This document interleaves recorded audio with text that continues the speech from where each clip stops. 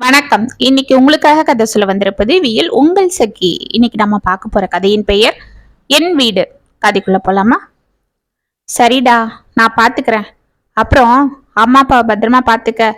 முடிஞ்சா நான் மாமாவோட இந்த ஞாயிற்றுக்கிழமை வரேன் என்று போனை வைத்து விட்டு திரும்பிய வனிதா கிச்சனில் ஏதோ தடால் என்று விழும் சத்தம் கேட்டு கடகடவென உள்ளே ஓடினாள். கற்பகம் அடுப்பில் பால் குக்கரை வைத்துக் கொண்டிருந்தாள். தேய்த்து வைத்த சாமான்கள் கீழே சிதறி கிடந்தன. அத்த, என்னத்த சாமா கை தவறி கீழே விழுந்துடுச்சா என்று கேட்டுக்கொண்டே பரபரப்பாக அதை குனிந்தெடுத்தாள். நான் தான் தள்ளினேன். என்ன இப்ப உங்க அம்மா வீட்டில இருந்து கொண்டு வந்த சாமான்லாம் அப்படியே நசுங்கிடுச்சோ என்று கேட்டுக்கொண்டு தனது மருமகளை முறைத்தாள் கற்பகம். அத்த, அதெல்லாம் ஒண்ணும் இல்ல, கை தவறி விழுந்துடுச்சான்னு தான் கேட்டேன். வெளியில சத்தம் கேட்கவே நான் பயந்துட்டு ஓடி வந்தேன், அதுதான். போதும், விட்டா பேசிக்கிட்டே இருப்ப. ஆமா, என்ன இது காலங்காத்தால வீட்டுல வேலையை பார்க்காம உன் தம்பி கிட்ட போன்ல கொஞ்சிட்டு கிடக்குற? விடிஞ்சும் விடியாமலும் அப்படி என்ன அக்கா கிட்ட பேச்சு வேண்டி கிடக்க அந்த வெட்டி பயலுக்கு? உங்க அம்மாக்காரி உன்னை என்கிட்ட சண்டை போட சொல்லி விட்டாளாமா? அத்த, என்ன இது? எங்க அம்மா எப்ப அப்படிலாம் சொல்லியிருக்காங்க? எதுவா இருந்தாலும் அவங்களுக்கு அட்ஜஸ்ட் பண்ணிக்கொண்டுதான் சொல்லுவாங்க. அப்ப நீ அவங்க கிட்ட என்னை பத்தி வத்தி வைக்கிற இல்ல? இல்ல அத்த, அவங்க பொதுவாதான் அப்படி சொல்லுவாங்க. நான் உங்களை எங்கேயும் விட்டு கொடுத்ததில்ல. இது நம்ம வீடு. நானே உங்களை வெளியில தப்பா பேசுவேனா? போதும் போ, போய் சுபாக்கு காப்பிய போடு. மணி 8 ஆகுது. அவளுக்கு காப்பி கொடுக்கணும்னு உனக்கு தெரியாதா? எங்க வீட்டு வேலையில கவனம் இருந்தா தானே? அத்த, நான் காலையிலேயே அவளுக்கு காப்பி கொண்டு போனேன். அவ தான் என்ன தொந்தரவு பண்ணாதீங்க, அப்புறம் குடிக்கிறேன்னு சொன்னா. சரி சரி போ, போய் கொண்டு போய் குடு. அவ சொன்னாளா இவ சரின்னு வந்துட்டாளாம். ஏதாவது சாக்கு சொல்றது. என் பொண்ணுனாலே உனக்கு எளப்பமா தான் இருக்கு என்று கத்தி கொண்டே ஹாலிற்கு சென்றாள் கற்பகம். வனிதா அமைதியாக காப்பியை கலந்தெடுத்து கொண்டு சுபாவின் அறைக்கு சென்றாள். கட்டிலில் சுபாவை காணவில்லை. பாத்ரூம் கதவை திறந்து கொண்டு வெளியே வந்த சுபா, என்ன இது, 8 மணிக்கு தான் காப்பி கொண்டு வந்து குடிப்பியா என்று கேட்டுக்கொண்டு அவள் அருகில் வந்தாள்.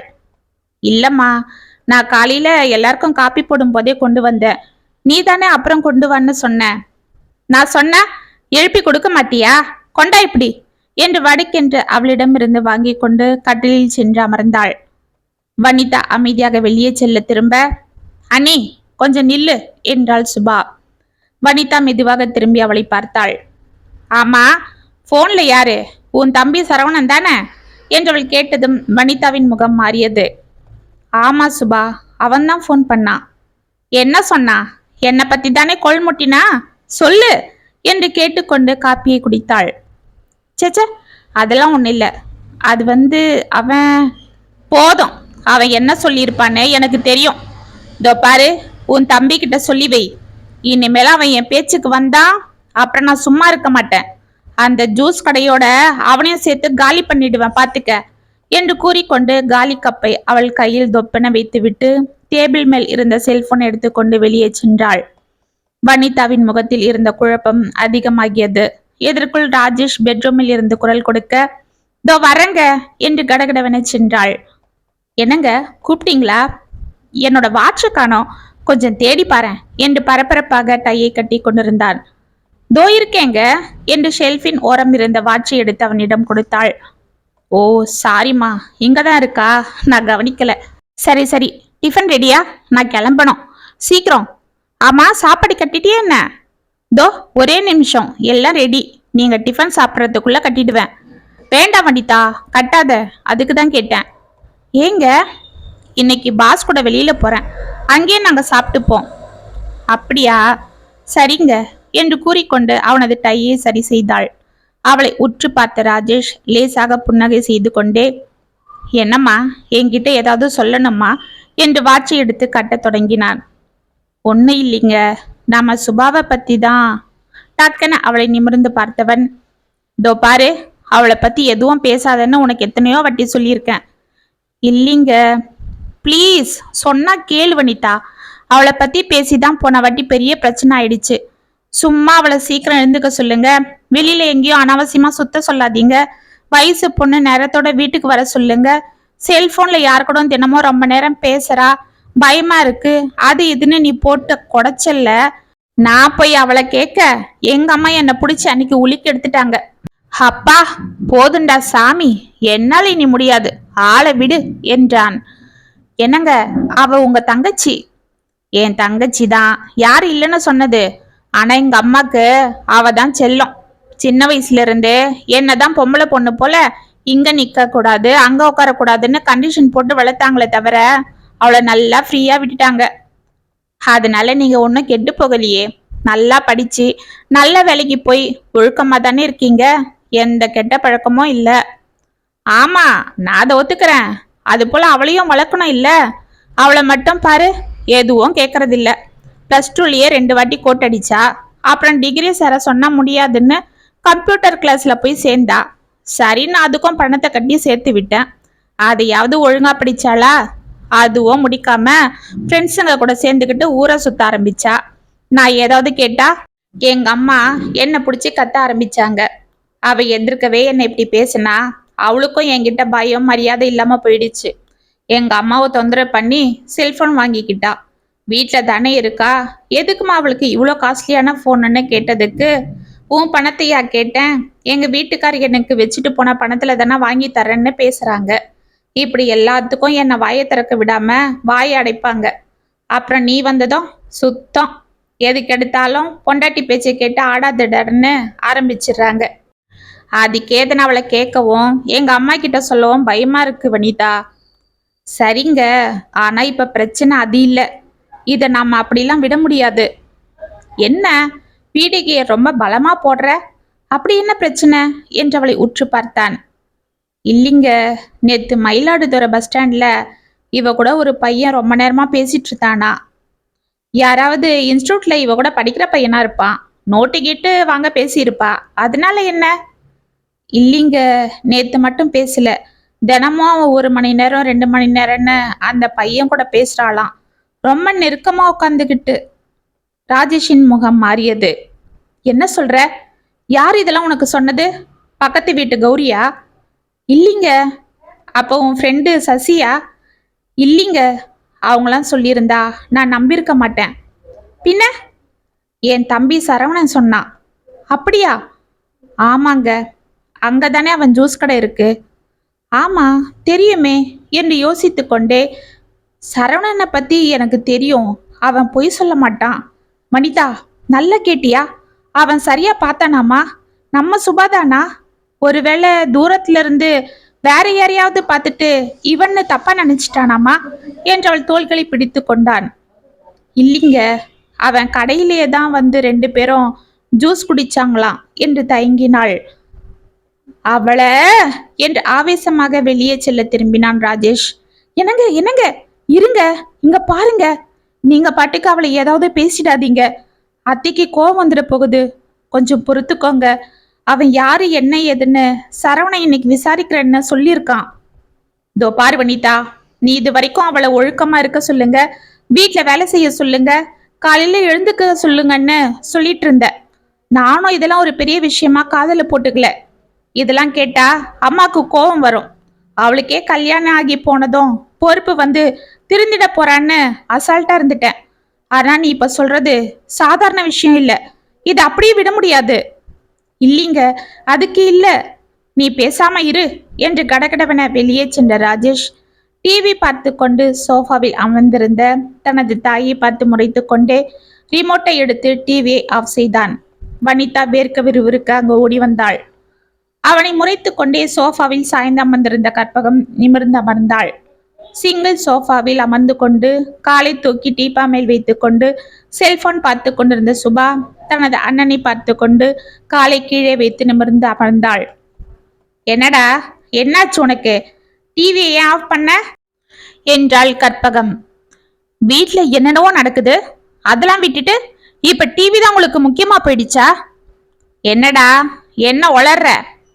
தோ இருக்கே ஒரு குரங்கு, நல்லா செல்லம் கொடுத்து வளர்த்துட்டு இருக்கீங்களே, பெரியவங்க சின்னவங்கன்னு யாருக்கும் மதிப்பு கொடுக்காம என்று சுபாவை முறைத்தான். என்னடா என்ன அவளுக்கு? உன் பொண்டாட்டி என் பொண்ணை பத்தி இவ்வளோ நேரம் உன்கிட்ட மந்திரம் ஓதிட்டு இருந்தாளா? அவ காலையில எழுந்துக்கல, நான் அவளுக்கு காப்பி கொடுக்கலன்னு அத்தை திட்டினாங்க, போய் அது கேளுங்கன்னு மூட்டி விட்டாளா?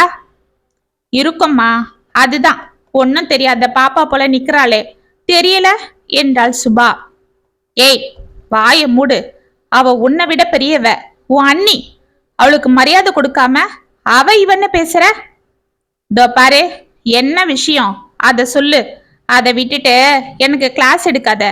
யாருக்கு மரியாதை கொடுக்கணும், யாருக்கு கொடுக்க கூடாதுன்னு நீ சொல்லாத, எனக்கு தெரியும் என்றாள் திமிராக. ஆ, அம்மாடி, நீ எல்லாம் தெரிஞ்ச ஏகாம்பரம்தான், உன்கிட்ட நான் பேச முடியாது என்று அவளை கும்பிட்ட ராஜேஷ். தோ பாருங்கம்மா, உங்க ஆசை பொண்ணு எவன் கூடவோ தினமும் பஸ் ஸ்டாண்ட்ல 1 மணி நேரம் 2 மணி நேரம்னு உட்காந்து பேசிட்டு இருக்கலாம். என்னடா சொல்ற என்று வெகுண்டு எழுந்தாள் கற்பகம். சுபா திரும்பி தனது அண்ணியை முறைத்தாள்.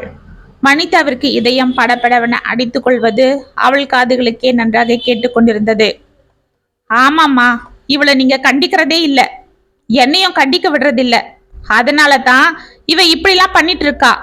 யாராவது பார்த்தா நம்ம மான என்ன ஆறுது? இவளை யார் கட்டுவா? நாளைக்கு நாம எங்க இருந்து மாப்பிள்ளைய தேடி அலையிறது? சாதாரணமா ஒழுக்கமா இருக்கிற பொண்ணுங்களுக்கே 1000 பிரச்சனை வருது இந்த காலத்துல. இந்த அழகுல இவ இப்படிலாம் பண்ணிட்டு இருந்தா அப்புறம் அவ்வளவுதான் சொல்லிட்டேன். ஆமா, இதெல்லாம் உனக்கு யார் சொன்னது? அது யாரா இருந்தா என்னம்மா, உண்மையா இல்லையான்னு அவளையே கேளுங்க என்றான் ராஜேஷ் ஆவேசமாக. கற்பகம் தனது மகளை திரும்பி முறைக்க, அம்மா, என்னம்மா அப்படி பாக்குறீங்க? நீங்களும் என்ன சந்தேகப்படுறீங்களா? எல்லாம் என் தலை விதி. இந்த வீட்டுல எனக்கு சுதந்திரமே இல்லை, எல்லாம் இந்த சதிகாரியால தான் என்று வனிதாவை பார்த்துவிட்டு சோஃபாவில் தொப்பன் அமர்ந்து முகத்தை மூடிக்கொண்டு அழ ஆரம்பித்தாள். வனிதா தர்ம சங்கடத்தோடு தனது கணவனை பார்க்க, அம்மா என்று ராஜேஷ் ஏதோ கூறுவதற்குள், ஏய் போது நிறுத்துடா, யார் உனக்கு இதெல்லாம் சொன்னது என்றாள் கற்பகம் கோபமாக. அது வந்து நம்ம சரவணன் தான் சொன்னான் கொஞ்ச நாளா. போது நிறுத்துடா, உன் கூட பிறந்தவடா இவளை நீ நம்பாம நேத்து வந்த உன் பொண்டாட்டி பேச்ச கேட்டுக்கிட்டு அவளோட தொம்பி பேச்ச கேட்டுக்கிட்டு பொண்ண சந்தேகப்படுறியா?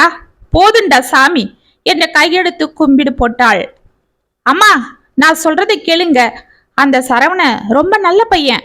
அனாவசியமா அவன் யார் வம்புக்கும் போக மாட்டான். இந்த வயசுலயே தன் சொந்த உழைப்பால அவன் நல்லா முன்னுக்கு வந்துட்டு இருக்கான். அவனை எனக்கு நல்லா தெரியும். அவன் ஒரு விஷயம் சொல்றான்னா அதுல கண்டிப்பா உண்மை இருக்கும். போதுண்டா, நீ இவ்வளோ சீக்கிரம் இப்படி உன் பொண்டாட்டியோட ஆளுங்களுக்கு சொம்பு தூக்குவன்னு நான் நினைக்கல என்று கண்களை துடைத்து கொண்டாள். அம்மா, நான் யாருக்கும் சொம்பு தூக்கல. நியாயம் எதுன்னு எனக்கும் தெரியும். நானும் படிச்சவன் தான். அதுவும் இல்லாம வனிதாவோ அவங்க அம்மா அப்பா தம்பியோ அப்படிலாம் உங்களை பத்தி என்கிட்ட தப்பா எதுவும் சொன்னதில்லை. அவங்க ரொம்ப நல்லவங்க தாப்பா, நாங்க தான் கெட்டவங்க. நீ முன்ன போல இல்லடா, ரொம்ப மாறிட்ட என்று அவர்கள் இருவரையும் முறைத்து கொண்டு தனது மகளின் அருகில் சென்று அமர்ந்தாள் கற்பகம். முகத்தை மூடிக்கொண்டிருந்த கைகளை எடுத்து விம்மிக் கொண்டே தனது தாயை பார்த்து சுபா, ஆமாம்மா, அண்ணன் முன்ன போல இல்ல. கண்மூடித்தனமா அண்ணி பேச்ச நம்புது. அதனால தான் அந்த சரவண பையன் தான் பண்ண தப்ப மறைக்க ஏன் பேர்லயே இல்லாதும் பொல்லாததும் சொல்றான். அதை நம்பிக்கிட்டு என்னையே இப்படி பேசுது என்று மீண்டும் விம்மினாள். அனைவரும் அவளை ஒன்றும் புரியாமல் பார்த்தனர். என்னடி சொல்ற? அந்த சரவண பையன் என்ன பண்ணா என்றாள் கற்பகம். அவனுக்கு என் மேல எப்பவும் ஒரு கண்ணுமா. உங்க எல்லாரும் எதிர்க்கவும் என்ன உலகத்திலே இல்லாத உத்தம நாட்டம் நடந்துக்கிறானே தவிர அவன் சரியான பொம்பளை பொறுக்கி.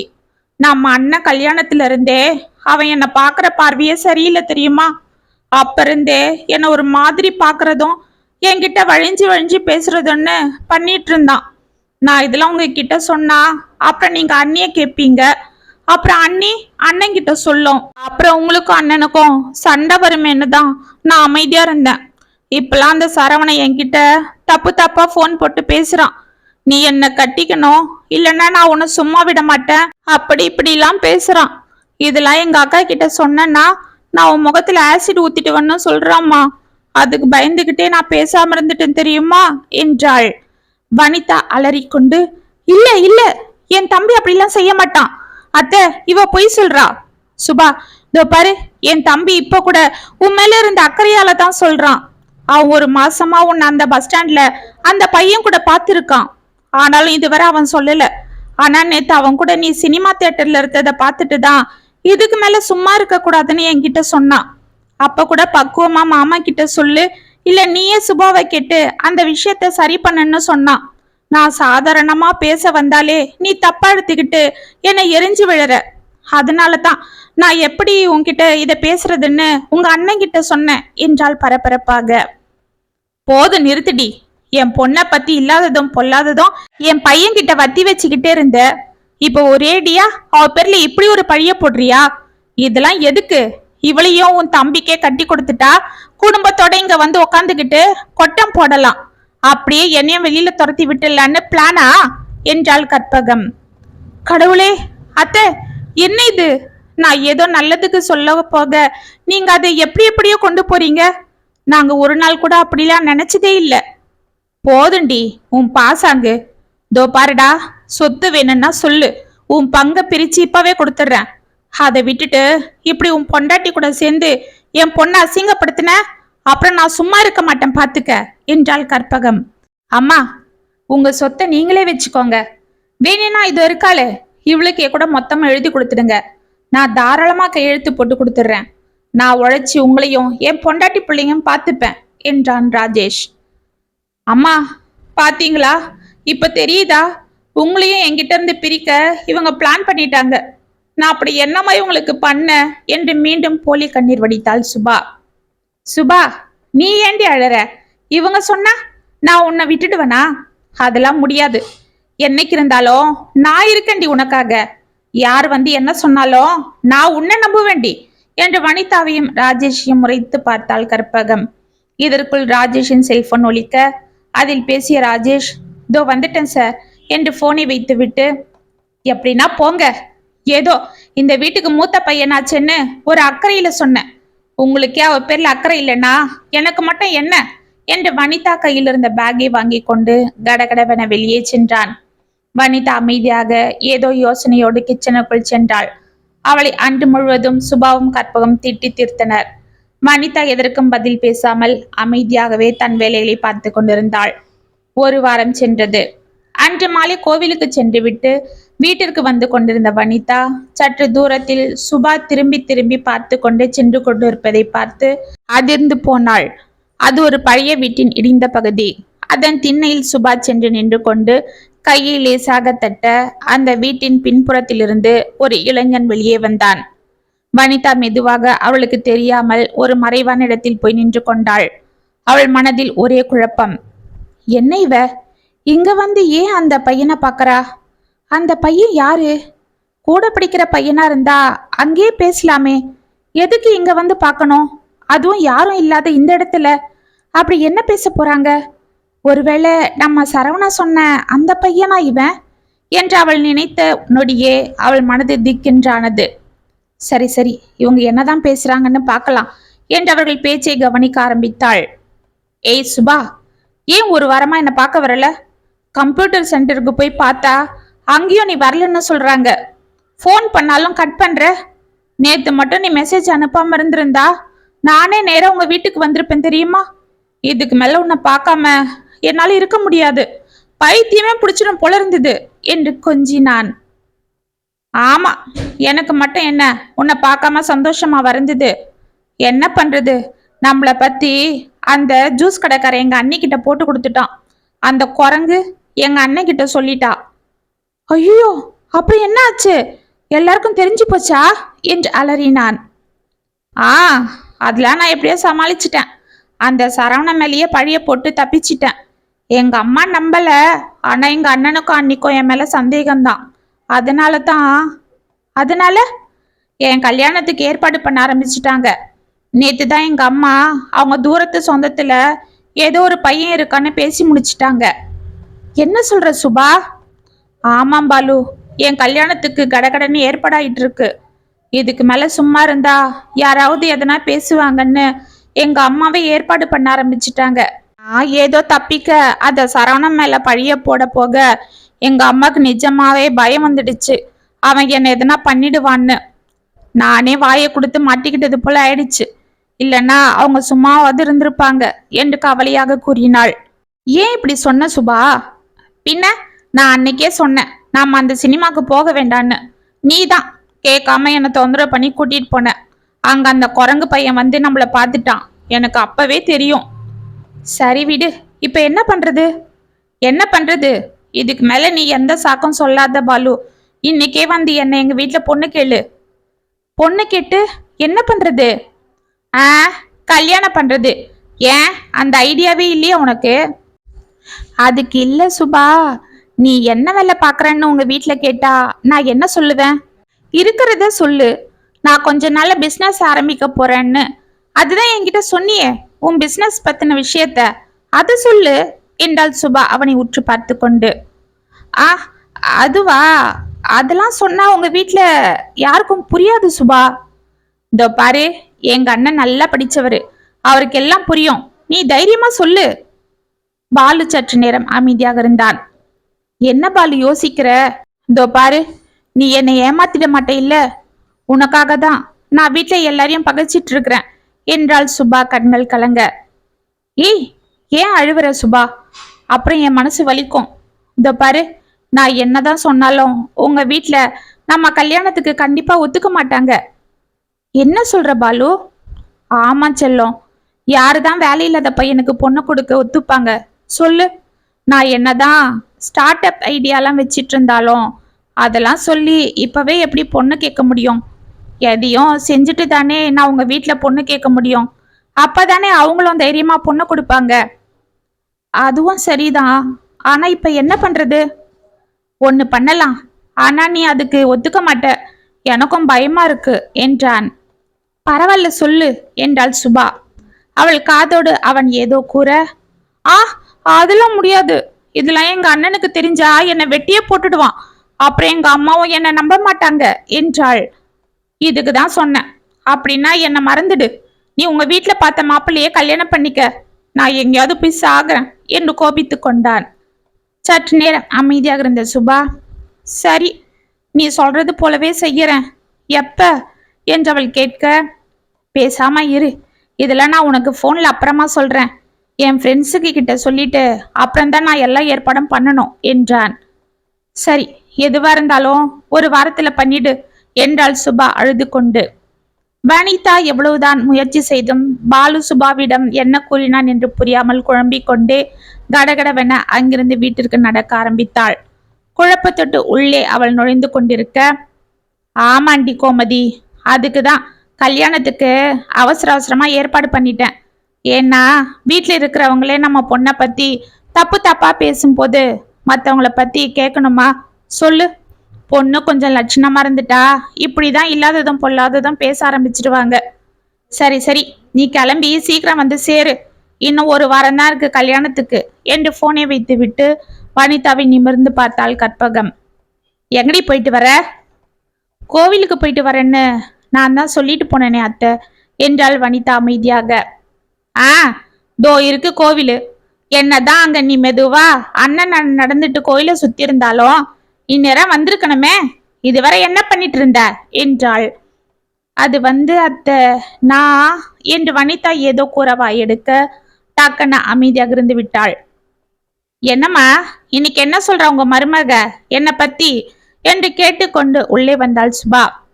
அவ கிடக்குறா. இனிமேலாம் அவ உன்னை எதுவும் சொல்ல முடியாது. அதுக்குதான் உன் கல்யாணத்துக்கு எல்லா ஏற்பாடும் பண்ணிட்டனே. ஏய் போ, உள்ள போய் மேல இருந்து அந்த தாம்பாள தட்டுங்க குத்து விளக்கெல்லாம் எடுத்து வை. கல்யாண வேலை தலைக்கு மேல கிடக்கு என்று கற்பகம் வனிதாவை பார்க்க வனிதா அமைதியாக உள்ளே சென்றாள். அவ மூஞ்ச பத்தியா எப்படி வேகுது? எல்லாம் பொறாமடி. என்னம்மா சொல்றீங்க? ஆமாண்டி, உனக்கு நல்ல இடம் அமைஞ்சிருக்கு இல்ல, அதுதான் என்ன சொல்லி இந்த கல்யாணத்தை நிறுத்தலான்னு யோசிக்கிறா. பொறாம பிடிச்சவ. நீ போடி கண்ணு, போய் ரெஸ்ட் எடுத்துக்க. ஆமா, இவ்வளவு நேரம் எங்க போயிருந்த கண்ணு? ஆ, அதுவா, அது வந்து என் ஃப்ரெண்ட பார்த்துட்டு வரமா. என் கல்யாணத்துக்கு கண்டிப்பா வரணும்னு சொல்லிட்டு வந்தேன். அப்படியா? சரி சரி, இனிமேலும் அதிகமா வெளியில சுத்தாத, கருத்து போயிட போற. ஒரு வாரம் தானே இருக்கு கல்யாணத்துக்கு.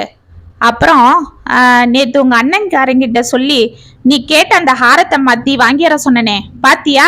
அத உனக்கு பிடிச்சிருக்கா? அது ஒண்ணு மட்டுமே 10 பவுனடி என்றாள். ஆ, பார்த்தம்மா, நல்லா இருக்கு என்றாள் சுபா. 2 நாட்கள் சென்றது.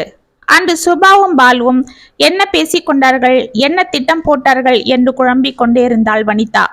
எந்த கோணத்தில் யோசித்தாலும் அவளால் அதை கண்டுபிடிக்க முடியவில்லை. ராஜேஷிடம் கூறினாலும் வீணாக பிரச்சனை வரும் என்று பயந்த அவள் அன்று இரவு சரவணனுக்கு போன் செய்தாள். அக்கா, என்னக்கா இந்நேரம் கூப்பிடுற? வீட்டுல கல்யாண வேலையெல்லாம் பிஸியா நடந்துட்டு இருக்கா என்றான் சரவணன் சிரித்து கொண்டு. ஆ, அதெல்லாம் நடக்குது. ஆனா அன்னைக்கு கல்யாணம் நடக்குமான்னு தான் தெரியலடா. ஏங்கா, எதுக்கு அப்படி சொல்ற?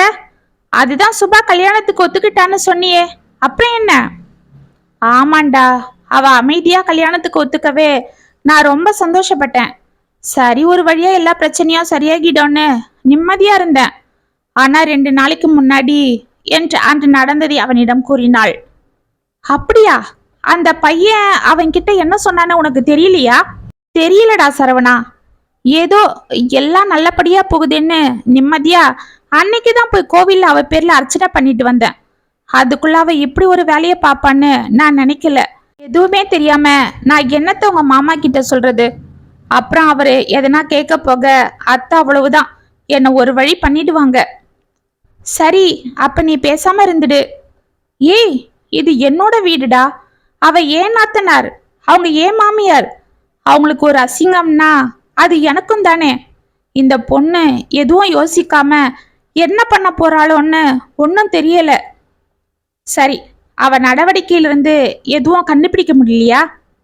இல்லையே, ரொம்ப சாதாரணமா தான் இருக்கா. எங்கேயும் வெளியிலயும் போறதில்ல. நான் அவளை பார்த்துக்கிட்டு தானே இருக்கேன். நாளைக்கு எங்க சொந்தக்காரங்கள்லாம் வந்துடுவாங்க. உங்க மாமாவும் கல்யாண வேலையில பிஸியா இருக்காரு. சரிக்கா, நீ ஒன்னும் கவலைப்படாத, நான் பாத்துக்கிறேன். என்னடா பண்ணுவ? நான் தான் சொன்னேன் இல்ல, உனக்காக நான் எது வேணாலும் பண்ணுவேன். நீ நிம்மதியா இருக்கணும், அவ்வளவுதான் எனக்கு. நீ சந்தோஷமா கல்யாண வேலையை பாரு. அன்னைக்கு நல்லபடியா அவ கல்யாணம் நடக்கும் என்று போனி வைத்தான். மறுநாள் சொந்த பந்தங்கள் அனைவரும் வந்திறங்க அனைவருடனும் சுபா கலகலப்பாக பேசிக்கொண்டும் அரட்டை அடித்துக் கொண்டும் இருந்தாள். வனிதாவிற்கு வேலைகள் சரியாக இருந்தாலும் நடுநடுவே அவள் சுபாவை கண்காணித்துக் கொண்டிருந்தாள். ஆனால் சுபாவின் நடவடிக்கையில் இருந்து அவளால் எதுவுமே கண்டுபிடிக்க முடியவில்லை. வந்திருந்த சொந்தங்களிடம் தனது மகளுக்காக பார்த்திருந்த வரனை பற்றியும் அவர்கள் சொத்து பத்துக்களை பற்றியும் தான் தனது மகளுக்கு வாங்கி வைத்த நகைகளும் விலை உயர்ந்த சாமான்களை பற்றியும் பேற்றிக் கொண்டிருந்தாள் கற்பகம். அனைவரும் அவளை பொறாமையுடன் பார்த்து கொண்டிருந்தனர். திருமண நாளும் வந்தது. மணமேடையில் மாப்பிள்ளை வந்து அமர பெண்ணை அழைத்து வரும்படி ஐயர் கூறவே, வனிதா போமா, போய் சுபாவை கூட்டிட்டு வா என்றான் ராஜேஷ். சரிங்க என்று வனிதா உள்ளே செல்ல திரும்ப அதற்குள் அவளது தோழிகள் ஓடி வந்து அவள் காதில் ஏதோ கூறினர். வனிதா அதிர்ந்து போனாள். என்னம்மா, என்னாச்சு என்று அங்கு ஓடி வந்தான் ராஜேஷ். என்னங்க, நம்ம சுபாவை காணோமா என்றவள் பதற்றத்தோடு கூற, என்னடா, என்ன உன் பொண்டாட்டிக்கு என்று கேட்டுக்கொண்டு அங்கு வந்தாள் கற்பகம். அம்மா, சுபாவை காணோமா? என்னடா வளர்ற? யாரு சொன்னது? காலையில நான் தானே அவளை எழுப்பி ரெடியாக சொன்னேன். ஏய் பொண்ணுங்களா, நீங்களும் தானே அவ கூட படுத்துட்டு இருந்தீங்க என்றாள் கற்பகம் அங்கிருந்து அவள் தோழிகளை பார்த்து. ஆமா ஆண்டி, ஆனா காலையில நான் குளிச்சுட்டு ரெடி ஆகிக்கிறேன், நானே மேக்கப் போட்டுக்கிறேன், நீங்க ஒன்னும் ஹெல்ப் செய்ய வேணான்னு எங்களை போக சொல்லிட்டா. நாங்களும் வந்துட்டோம். அப்புறம் இப்பதான் அங்க போய் பார்த்தோம், இந்த லெட்டர் தான் அங்க இருந்தது என்று இவ்வளவு நேரம் தனது கையில் இருந்த லெட்டரை காண்பித்தாள் அந்த பெண். அதுல என்ன இருக்கு என்று பதறினாள் கற்பகம். அவ பாலுவ ரொம்ப நாளா லவ் பண்றாளாம். அவன் கூட தான் வாழ போறாளாம். அவனுக்கு பிசினஸ் பண்ண பணம் வேணுமா, அதனால நீங்க வாங்கின நகை பணம்லாம் எடுத்துக்கிட்டு என்று அவள் முடிப்பதற்குள் கற்பகம் மயங்கி கீழே சாய்ந்தாள். அத்தை என்று வனிதா அவளை ஓடி சென்று பிடித்து கொண்டாள். 10 நிமிடம் கழித்து அவள் கண்களை திறக்க மண்டபமே ஒரே கலவரமாக இருந்தது. வனிதாவும் ராஜேஷும் சம்மந்தி வீட்டாரிடம் மன்றாடி கொண்டிருந்தனர். மண்டபத்தில் இருந்த ஒவ்வொருவரும் தனக்கு தோன்றியவற்றை எல்லாம் கிசு கிசுவென்று பேசிக் கொண்டிருந்தனர். எனக்கு அப்பவே தெரியும், இந்த கற்பகம் இவ்வளோ சீக்கிரம் பரப்புறன்னா அந்த பொண்ணுக்கு கல்யாணத்துக்கு ஏற்பாடு பண்றான்னா அதுல என்னவோ இருக்குன்னு. ஆமாக்கா, அந்த பொண்ணோட நடவடிக்கை எதுவும் சரியில்லை. 2 வாட்டி அவளை சினிமா தியேட்டர்ல ஒரு பையன் கூட அங்க இங்கன்னு பார்த்ததா எங்க வீட்டுக்காரரும் அடிக்கடி வந்து சொல்லுவாரு. நான் தான் நமக்கு எதுக்கு வீண் பொல்லாப்புன்னு பேசாம இருந்துட்டேன். ஒருவேளை அந்த பையன் கூட தான் ஓடி இருப்பாளோ? இருக்கலாண்டி. ஏங்கா? அப்படின்னா வீட்டுல சொல்லி இருக்கலாம் இல்ல? அது எப்படி சொல்லுவா? இந்த கற்பத்துக்கு தான் பெரிய இடம் வேணுமே. அந்த பையன் வசதி இல்லாதவனா இருந்திருப்பான். ஆ, இருக்கும் இருக்கும். அதுக்குதான் அவசரமா கல்யாணத்துக்கு ஏற்பாடு பண்ணிருப்பாங்க. இல்லனா ஒருவேளை அந்த பொண்ணு வயிற்றுல ஏதாவது வாங்கி வந்திருப்பா போல இருக்கு. அதுதான் இருக்கும். இல்லனா எதுக்கு இவ்வளவு அவசரமா கல்யாணத்துக்கு ஏற்பாடு பண்ண போறா என்று கோமதி கூற, போது நிறுத்துங்க கோமதி ஆண்டி. நீங்களும் ஒரு பொண்ணை பெத்தவங்க தானே. இப்படி வாழ வேண்டிய பொண்ண அவதூறு பேச உங்களுக்கு எப்படி மனசு வருது என்றாள் வனிதா சீறிக்கொண்டு. ஏண்டிமா, உன் நாத்தனார்காரி அவ்வளோ நல்லவளா இருந்திருந்தா ஏன் இப்படி முகூர்த்த நேரத்துக்கு ஓடணும்? அதுவும் எங்களெல்லாம் இப்படி கூப்பிட்டு வச்சு அசிங்கப்படுத்திக்கிட்டு. அப்பவே ஊர்ல அரசல் புரசலா சொன்னாங்க. நாங்க தான் பொண்ணு கற்பகம் பொண்ணாச்சேன்னு அமைதியா இருந்துட்டோம். அப்பவே உங்க மாமியார்காரி நான் இவ்வளோ பண்றேன் அவ்வளவு பண்றேன்னு அடுக்கும் போதே நான் சந்தேகப்பட்டேன் என்றாள் மணமகனின் தாய். அம்மா, தயவு செஞ்சு ஊர்ல இருக்கிறவங்க பேச்சுக்கு காது கொடுக்காதீங்க. எங்க பொண்ணு சுத்த தங்கம். அவ வெகுளி பொண்ணு. அவளுக்கு எந்த சூதுவாதம் தெரியாது. அவ குழந்தைத்தனத்தை தெரிஞ்சுக்கிட்டு அந்த பையன் ஏமாத்தி கூட்டிட்டு போயிருப்பான். அது கூட இந்த ஊரை விட்டு அவ்வளவு சீக்கிரம் அவங்க போயிருக்க முடியாது. அவளை கூட்டிட்டு வந்துடலாம். தயவு செஞ்சு கல்யாணத்தை நிறுத்திடாதீங்க என்று கெஞ்சினாள் வனிதா. போதும்மா, இன்னும் எங்களை என்ன பைத்தியக்காரங்கன்னு நினைச்சியா? ஓடு காலி பொண்ணை வச்சுக்கிட்டு பெரிய இடத்து மாப்பிள்ளை கேக்குதா உங்களுக்கு? பொண்ணுக்கு படிப்பு தான் இல்ல, ஒழுக்கமாவது சொல்லி கொடுத்து வளர்க்க மாட்டீங்க என்று அவள் கூறிக்கொண்டிருக்க, போது நிறுத்துங்க என்ற குரலை கேட்ட அனைவரும் திரும்பி பார்த்தனர். சுபாவின் கையை பிடித்து கொண்டு பரபரப்பாக உள்ளே வந்து கொண்டிருந்தான் சரவணன். அவன் பின்னால் சுபா அழுது வீங்கிய முகத்துடன் வந்து கொண்டிருந்தாள். அவள் கையில் ஒரு பெட்டி இருந்தது. ஏய், எங்கடி போன என்று அவளை அடிக்க ஆவேசமாக ஓடினாள் கற்பகம். அவளை தடுத்து நிறுத்திய வனிதா, அத்தை அமைதியா இருங்க என்று அவளை சமாதானம் செய்தாள். சரவணா, என்னப்பா இது? இவளை எங்க நீ பார்த்த? எங்கிருந்து கூட்டிட்டு வர என்று அலறினான் ராஜேஷ். மாமா, நேத்து ராத்திரி நான் கடையை மூடிட்டு கல்யாணத்துக்கு வர புறப்பட்டுட்டு இருந்தேன். அப்ப திடீர்னு என் ஃப்ரெண்டுக்கு உடம்பு சரியில்லைன்னு ஃபோன் வந்தது. சரின்னு நான் அவனை பார்க்க போயிட்டேன். அப்ப அவன் கூட யாரும் இல்லை. அதனால நான் ராத்திரிக்கு அவன் கூட தங்க வேண்டியதாயிடுச்சு. அக்கா கிட்ட ஃபோன் போட்டு விஷயத்த சொல்லி கல்யாணத்துக்கு காலையில வரேன்னு சொல்லிட்டேன். அப்பதான் பக்கத்து ரூம்ல இருந்து 4-5 பசங்க பேசிட்டு இருந்த சத்தம் கேட்டுது. அவங்க வெளியில வரதும் போறதுமா இருந்துட்டு இருந்தாங்க. நைட்டு ஒரு 2 மணி இருக்கும். நான் தூக்கம் வரலன்னு வெளியில போனேன். அப்பதான் அந்த பசங்க வெளியில நின்னுகிட்டு பேசிட்டு இருந்தது நான் கேட்டேன். என்ன சரவணா, அவங்க என்ன பேசுறாங்க? தோ பாருடா, எனக்கு 2 நாள் முன்ன வயிற்று வலி வந்ததும் நல்லதா போயிடுச்சு என்றான் ஒருவன். என்னடா, என்ன நல்லது? நம்ம பிளான்லாம் சொதப்பிடுச்சு. இப்படி வந்து நீ ஆஸ்பத்திரியில படுத்துக்கிட்ட. டாக்டர் என்னடானா 10 மணிக்கு தான் டிஸ்சார்ஜ் பண்ணுவேன்னு சொல்லிட்டு போயிட்டாரு. அதனால என்னடா, இப்ப நான் நல்லா தானே இருக்கேன். நீ நல்லா இருக்க. ஆனா அவளுக்கு காலையில கல்யாணம் முடிஞ்சிடும். அப்புறம் அவ டாட்டா கட்டிட்டு போயிட்டே இருக்க போறா. அப்புறம் நம்ம பிளானு, நகை எல்லாம் கையை விட்டு போயிட போகுது என்றான் ஒருவன் சலிப்பாக. அதுதான் இல்ல. என்னடா சொல்ற? ஆமாண்டா, நான் அவகிட்ட திட்டம் போட்டது போல நீ கிளம்பி வந்துடுன்னு சொல்லிட்டேன். அவளும் நகையோட வெளியில வந்துடுவா. நாங்க 3 பேரும் அவளை கூட்டிட்டு ஆத்துக்கிட்ட போய் அவ கதையை முடிச்சிட்டு நகையோட வந்துடுறோம். நீ அதுவரை இங்க இரு. யாராவது வந்து கேட்டா அவன் இப்பதான் பாத்ரூம் போனான்னு சொல்லி சமாளி. அவன் வெளியில வந்ததும் நானே உங்களை வந்து கூப்பிடுறேன்னு சொல்லிடு. அதுக்குள்ள நாங்க வந்துடுவோம். எப்படி என் பிளான்? சூப்பர்டா. ஆமா, அப்புறம் 10 மணிக்கு நாம டிஸ்சார்ஜ் ஆகி ஒன்னும் தெரியாதது போல போயிடுவோம். நாளைக்கு போலீஸுக்கு தெரிஞ்சாலும் பாருங்க, நான் ஆஸ்பத்திரியில் தான் இருந்தேன்னு சொல்லிடலாம். என்ன? சரிடா, நல்ல ஐடியா தான். சரி சரி வா, யாரோ வரது போல இருக்கு என்று ஒருவன் கூற 4வரும் அங்கிருந்து சென்றனர். அவங்க திரும்பி போகும்போதுதான் தெரிஞ்சது, அப்படி ஐடியா சொன்னது நம்ம சுபா கூட நான் பார்த்த அந்த பையன் பாலு தான். அவனை பத்தி நான் ஏற்கனவே விசாரிச்சேன். யாருமே அவனை பத்தி நல்ல விதமா சொல்லல. இதை நான் அக்கா கிட்ட கூட சொல்லியிருந்தேன்.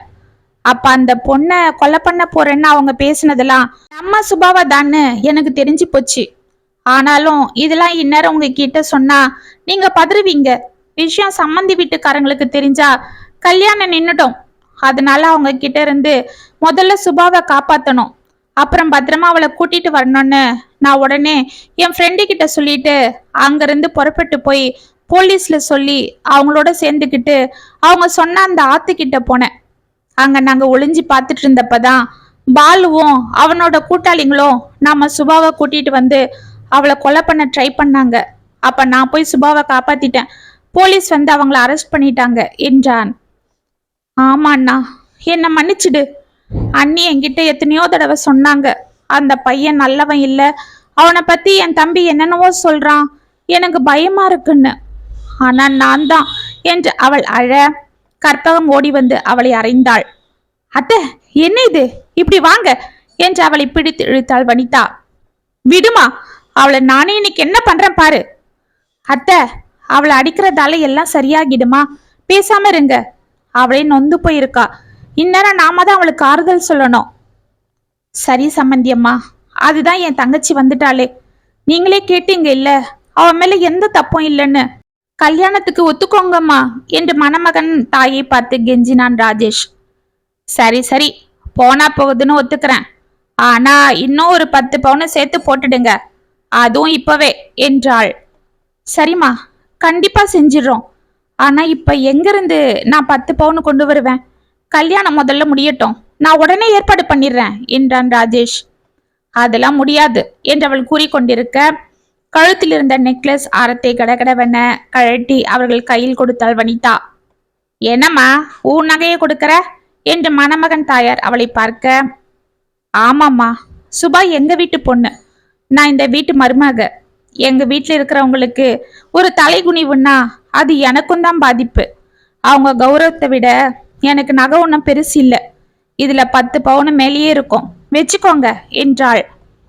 வனிதா நில்லுமா, அவங்க போகட்டும் விடு என்றாள் கற்பகம். அனைவரும் அதிர்ந்தனர். என்ன சம்மந்தி அம்மா, என்ன பேசுறீங்க? என் பையனுக்கும் உங்க பொண்ணுக்கும் தான் கல்யாணம்னு ஊரறிய பேசி மணமடை வரைக்கும் வந்தாச்சு. இப்ப கல்யாணம் நின்னா அப்புறம் உங்க பொண்ணை யாரு கட்டுவா? அப்புறம் எங்களை போல நல்ல இடம் உங்க பொண்ணுக்கு அமையாது.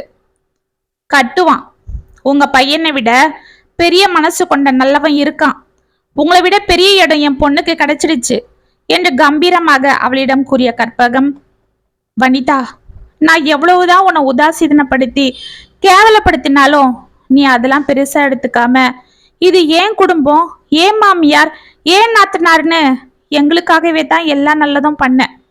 உன் தம்பிய உங்க அம்மா அப்பாவெல்லாம் நான் எவ்வளவோ கேவலப்படுத்தி இருக்கேன். ஆனா நீயும் அவங்களும் அதை ஒன்னும் பெருசா மனசுல வச்சுக்காம எங்களுக்கு நல்லதுதான் பண்ணிருக்கீங்க. அப்படி எனக்கு நீ இன்னொரு உதவியும் பண்ணணும். இல்ல, பிச்சை போடணும். போடுவியா? சொல்லு, போடுவியா என்றவள் கைகளை பிடித்து கதறினாள். அத்தை, என்ன இது, நீங்க பெரியவங்க, அப்படிலாம் பேசக்கூடாது. நீங்க என்ன கேட்க வரீங்கன்றது எனக்கு தெரியும். சரவணனுக்கு சுபாவை கட்டிக்க தானே கேக்குறீங்க என்றாள். ஆமாம்மா, அதுக்கு உங்க அம்மா அப்பாவும் முக்கியமா சரவணன் தம்பியும் ஒத்துப்பாரான்னு. அத்தை, அவ ஏன் தம்பி, நான் சொல்ல அவன் தட்டவே மாட்டான். ஏன்னா சின்ன வயசுல இருந்து எங்க அம்மா அப்பா அப்படிதான் எங்களை சொல்லி வளர்த்தாங்க. நான் சொன்னா அவன் கேட்டுப்பான். எங்க அம்மா அப்பாவும் கண்டிப்பா சம்மதிப்பாங்க. இப்பவே நான் கேக்குறேன் பாருங்க என்றவள் திரும்பி தனது தாய் தந்தையை பார்க்க, ஏய் சரவணா, போய் மணமேடையில உட்காருடா என்றார் வனிதாவின் தந்தை. அனைவர் முகத்திலும் புன்னகை அரும்பியது. அப்பா, கண்டிப்பா நான் சுபாவை கல்யாணம் பண்ணிக்கிறேன், எனக்கு அது சம்மதம்தான். ஆனா சுபாக்கு என்றான் சரவணன் அவளை பார்த்து. ஒரு கேடு கெட்டவனுக்காக தூய்மையான உங்க மேல நான் களங்கம் சுமத்தினேன். அதனால தான் நான் இப்படி அந்த பாவியால கலங்கப்பட்டு நிக்கிறேன்.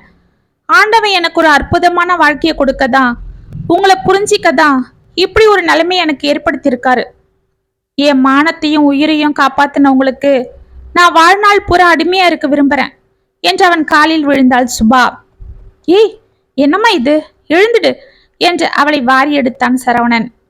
அடிமையா?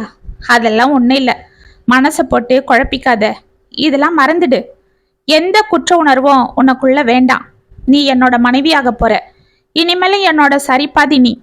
உன் அன்பை மட்டும் எனக்கு கொடு, அது போதும் என்றான். வனிதாவும் ராஜேஷும் சுபாவையும் சரவணனையும் அழைத்து வந்து மகிழ்ச்சியோடு மணமேடையில் அமர வைக்க சரவணன் சுபாவின் கழுத்தில் தாலி கட்டினான். அனைவரும் அட்சதை தூவி வாழ்த்தி மகிழ்ந்தனர்.